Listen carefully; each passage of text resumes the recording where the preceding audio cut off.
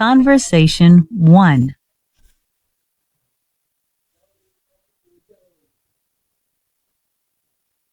What did you do last night?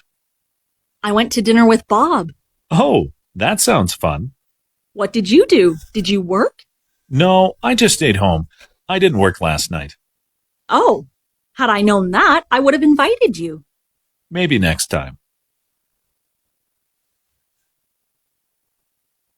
Conversation 2.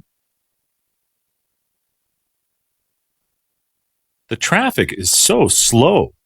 Yeah, I know. We're going to be late for the game. Yeah, had I known it was going to be this bad, I would have taken the train. I know. It would have been much faster. Oh well, nothing we can do now, but hope for the best. Yeah, fingers crossed. Conversation 3. So, what are you going to order?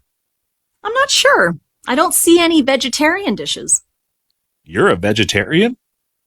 Yeah, I thought you knew? No, I had no idea. Yeah, I am, for 10 years now. Oh no, had I known that, I would have taken you somewhere else.